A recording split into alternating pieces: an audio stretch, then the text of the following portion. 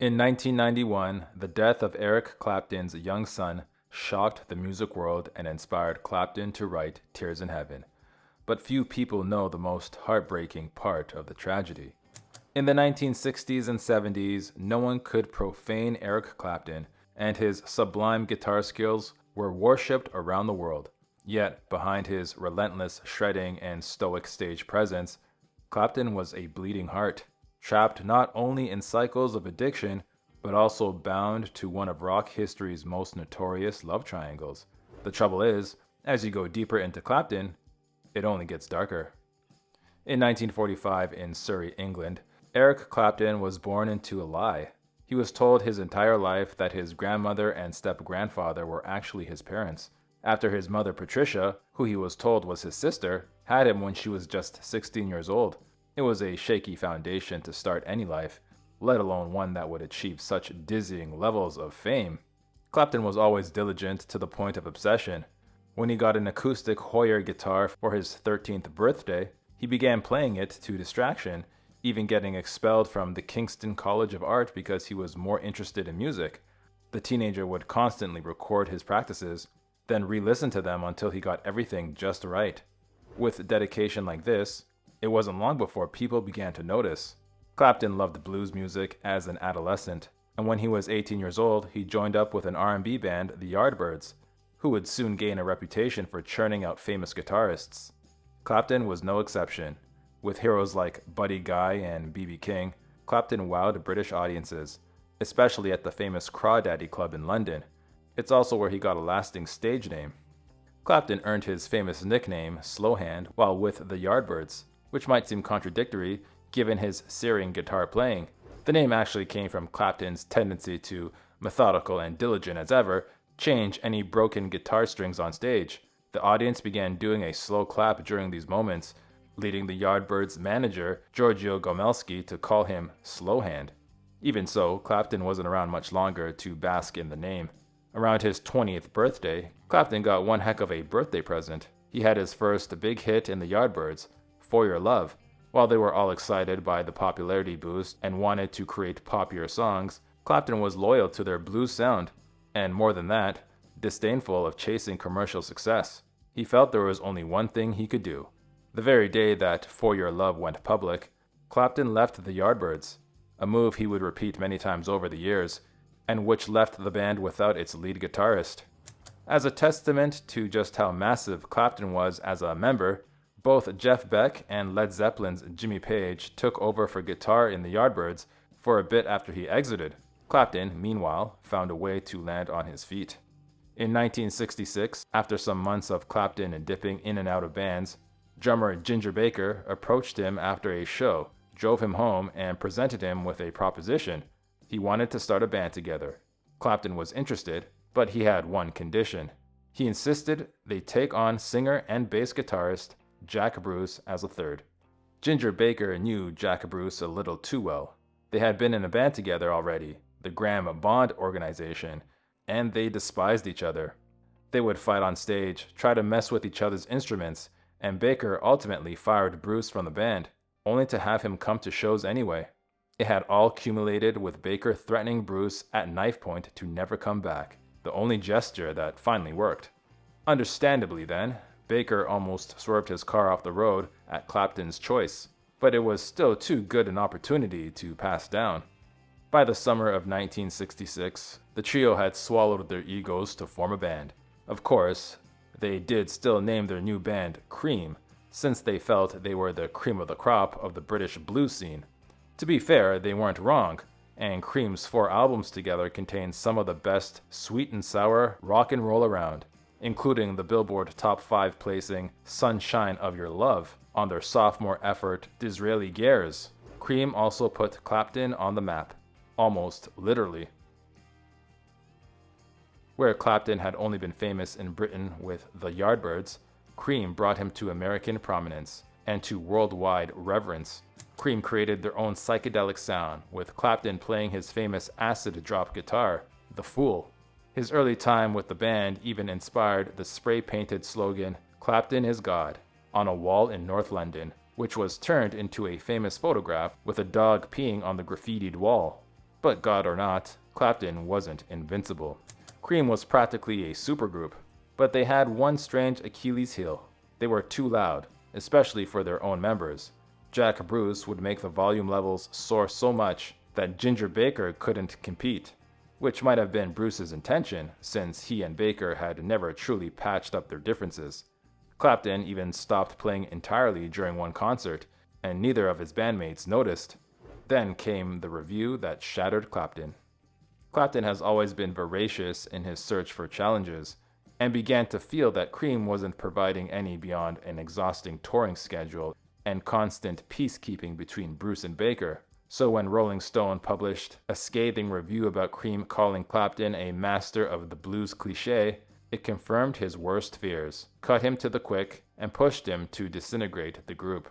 By the time the band played their notoriously lackluster farewell concerts in November 1968, as Baker said, "We knew we were just finishing it off, getting it over with." But the most tumultuous period of Clapton's life was about to begin. After Cream fell apart, Clapton began to earn his reputation for skittering along in different bands. Next up was the short-lived supergroup Blind Faith with Ginger Baker, Traffic musician Steve Winwood, and Family's Rick Gretsch. An instant audience draw, the band nonetheless didn't have enough songs to fill a set, and Clapton disbanded the group so fast that Ginger Baker only found out when he came back from holiday. The trouble was, it wasn't just Clapton's career that was suffering. In the late 1960s, Clapton was in his mid-20s when he met the 17-year-old Alice Ormsby Gore, a British aristocrat and girl about town. Like everything Clapton did at the time, he jumped in violently fast. Soon, the teenage Ormsby Gore was practically living with him, and their relationship was volatile and on-off for the next few years. It was also more and more dangerous. Around the time that he began dating Ormsby Gore, Clapton also began heavily using substances, and he took the teenager right along with him. Deeply infatuated with Clapton, even though the guitar god was only mildly interested in her, Ormsby Gore would often run around trying to score for Clapton and herself, but mostly for Clapton. As she put it, "I thought it helped him not to have to face the full horror himself of scoring his own supply." Only the young girl couldn't prevent the horrors to come. Clapton and his girlfriend preferred the nodding off kind of high, but they thankfully narrowly avoided injecting while using during their time together. This kept Clapton, for a time, alert and able enough to continue with his music, and he soon formed the band Derek and the Dominoes, also recruiting Duane Allman of the Allman Brothers Band for their first album. Like so many of his projects, it wouldn't last long, but this time, tragedy played a hand. Clapton was extremely close to Dominoes contributor Duane Allman, calling him the musical brother I'd never had but wish I did. In October of 1971, Allman was riding his Harley-Davidson when he got into an accident with a flatbed truck and soon perished from internal injuries. Clapton was living in a lawless rock and roll world, but Derek and the Dominoes drummer Jim Gordon was something else. Gordon often behaved violently and erratically, once punching his girlfriend Rita Coolidge in the hotel hallway around the time of the Dominoes. Worse, while doctors believed it was alcohol issues, Gordon was actually suffering from undiagnosed schizophrenia. He began hearing voices and took his own mother's life in 1983. Clapton, meanwhile, was still circling his own drain. Derek and the Dominoes eventually disbanded too, with Clapton walking out of a recording session thanks to an ego clash, and the guitarist was left only with his frustration, grief, and still simmering addictions. It got ugly fast.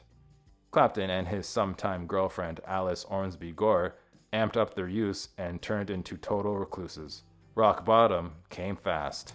After Derek and the Dominoes, Clapton's cresting addiction forced him into a career hiatus. After all, he was unable to focus on almost anything but the next score. In New York in August of 1971, he did take the stage for the Concert for Bangladesh benefit show, but it was a heart-wrenching disaster. Clapton, still very much using, passed out on stage and had to be shaken awake to finish the performance. Something had to change. By 1973, even Clapton's veteran party friends were putting him on notice.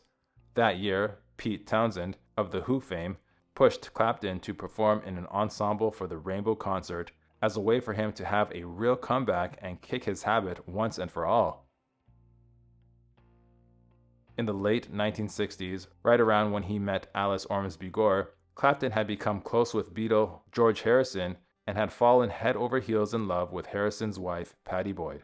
Clapton, Harrison, and Boyd are still talked about today as a legendary love triangle, but the real story is as bitter as they come. Clapton's feelings for Pattie tormented and contorted him. In an effort to forget her, he had even dated her sister Paula, not to mention his stringing Ormsby Gore along for years. Painfully enough, he would eventually refer to these home affairs as a galloping farce compared to his feelings for Pattie. Unable to take it any longer, Clapton sent Boyd a message in 1970, signing it only E. Its contents were utterly scandalous. I am writing this letter to you with the main purpose of ascertaining your feelings towards a subject well known to both of us. It began. What I wish to ask you is if you still love your husband. It was a bomb dropped right in the middle of Clapton's life, and Boyd's. Boyd, who initially thought Clapton's near unsigned letter was from a weird fan, didn't react well to his declaration. Although Boyd and Harrison were going through a rough patch and it was tempting, Boyd later admitted, "I couldn't do it. It just wasn't right." She turned down his offer, and Clapton lashed out the only way he knew how, with music. In the middle of this mess, and before his addictions finally got the better of him, Clapton had the soaring high of his career, and it was all thanks to his anguish. Derek and the Dominoes put out Layla, a close-to-the-bone anthem for unrequited love that lays all Clapton's pain on the table. Once more, though, Pattie Boyd's response left something to be desired.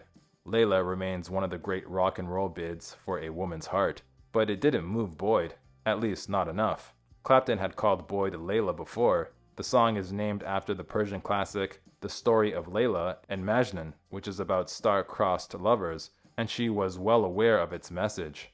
She was also deeply scared of it. Boyd later remembered, "I was so flattered, but I was also so worried that George would work out why Eric had written this song."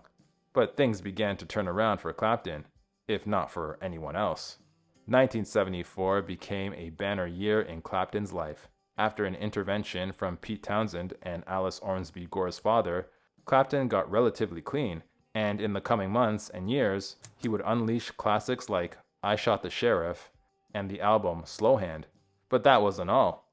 1974 was also the year he and Alice ended things for good, and the year Pattie Boyd became a free agent. Pattie Boyd and George Harrison's marriage had survived Clapton's pleading, but it didn't survive much else. Boyd finally decided to leave Harrison for good. To be fair, Boyd had also just discovered that Harrison had been having an affair with his bandmate Ringo Starr's wife, an infidelity she called the final straw. It took until 1977 for their divorce to be finalized, and Clapton was right there waiting. Soon after the Boyd-Harrison marriage faltered, Clapton invited Boyd to join him on tour. It went well enough that by 1979, the pair were married. It was everything that Clapton had ever wanted, and it turned into a curse. At the turn of the 1980s, Clapton, no longer using and with a new wife, looked poised for even more acclaim, but appearances were deceiving. Although Clapton had kicked one habit, he had fallen more and more into heavy drinking. Around Christmas 1981, he called his manager and admitted he was a heavy drinker and needed treatment, only it wasn't so easy. On the flight over to his rehab in Minnesota, Clapton downed drink after drink, aghast at the idea that he could never self-soothe with a drink again. Although he managed to release music in the coming years, he left rehab already on the verge of relapsing. He called his 1984 album Money and Cigarettes because that's all I saw myself having left. It would take a second stint in 1987 to make him clean for good, and by then, the damage was irreparable. As Clapton's wife, Boyd became just another woman, and Clapton soon exhibited the same wandering eye that afflicted her first husband. Boyd had struggled to have children with Harrison, who refused adoption, and she experienced the same issues while trying to have a baby with Clapton. In 1984, they even tried in vitro fertilization in a bid to have a healthy child at last. Tragically, all they got were miscarriages that laid them both low. In 1984, in between his rehab stints, Clapton struck up an affair with Yvonne Kelly, although he was married to Boyd and she also had a husband at the time. Kelly became pregnant with Clapton's child, and the baby, a little girl they named Ruth, was born in early 1985. Shortly after, Boyd began in vitro fertilization. Yet Clapton didn't learn his lesson. Shortly after the birth of his love child, Clapton had another affair, this time with Italian model Lori Del Santo, and once more, his lover got pregnant. Del Santo gave birth to a son named Connor in the summer of 1986, while Boyd was still desperate to get and stay pregnant. Clapton's long-awaited fairy tale was coming to an end, and it was not a happy one. In 1999, over a decade later, Clapton confessed to beating Boyd during their fights while still in the throes of his alcoholism, and also admitted that he forced her into intimacy while they were married. Eventually, Boyd mercifully got out of the vicious marriage and they divorced in 1989. But when fate did come for Clapton, it was crippling. In 1991, when Clapton's son Connor was just 4, the boy fell out of a high, open window in his mother's Manhattan apartment and perished. The tragedy shocked the music world and beyond, and Clapton would later write Tears in Heaven in memory of his son. But few people know the most heartbreaking part of the tragedy. Clapton was nearby when Del Santo called him screaming about the accident and actually witnessed his son's last moments, but he could only do so from afar. After walking from his hotel to the site, he recalled seeing a crowd of people and a paramedic van and knowing that he was there and walking by. I'll punish myself forever. Why didn't I go see him? The truth is I couldn't. I was so frightened. It was not the last loss Clapton would experience in the 90s. In 1995, Clapton's old girlfriend, Alice Ormsby Gore, perished at the age of 42. Ormsby Gore had perished from an overdose, all those decades after helping Clapton score. Clapton's personal foibles are not the only fraught aspect of the guitar god. In 1976, while on stage, he made an ignominious rant that began with, "Do we have any foreigners in the audience tonight? Well, wherever you all are, I think you should all just leave." He then continued with the phrase, "Keep Britain white." Although Clapton would later recant this specific speech, he has been known to support right-wing politicians. Clapton's later years have been far steadier than his earlier career, and in 1998 he even managed to have a lasting relationship again. When he was 53, Clapton met the 22-year-old administrative assistant Malia McHenry while at a party, and the pair began dating under the radar. After decades living as a rock god and battling his various addictions, Clapton finally calmed down and tried to be a good husband. He and McHenry were married in 2002, walking down the aisle in Clapton's birthplace of Ripley, and they now have 3 daughters together. Yet some controversies still follow Clapton around. Layla remains one of Clapton's most famous songs, with the writing credited to Clapton and his bandmate Jim Gordon, except some say this is an enormous lie. Derek and the Dominoes band member Bobby Whitlock claims that Gordon actually stole the piano melody at the end of the song from his ex-girlfriend, musician Rita Coolidge. As Whitlock put it, her boyfriend ripped her off. In 2016, Coolidge set the record straight about Layla, and she was scathing. She related how she and Gordon actually met with Clapton to give him a demo of the piece she helped write. That was the last she heard of it. Until, that is, she heard her melody on Layla coming out of a PA system a year later. When she tried to contact Clapton to sort it out, she got back an ice-cold reply. Clapton's manager, Robert Stigwood, picked up Coolidge's call and told her in no uncertain terms, "What are you gonna do? You're a girl. You don't have money to fight this. Let it go." Although Coolidge believes Clapton is aware of the situation, she has not heard from him once on the matter. Today, Clapton is 80 years old and still a titan of his industry, having introduced countless innovations and inspired countless guitar players in his wake. whether he was playing his Les Pauls or his Strats. Yet beneath the gilded surface of his well-earned icon status lies a complicated and tormented legacy, a life full of self-destruction, tragedy, and betrayal. If you enjoyed this Factinate video, give it a thumbs up and subscribe for more incredible stories. Want a say in who we cover next? Join our membership program through the link in the description for exclusive perks. Your support means everything to us. Thanks for watching, and we'll see you on the next one.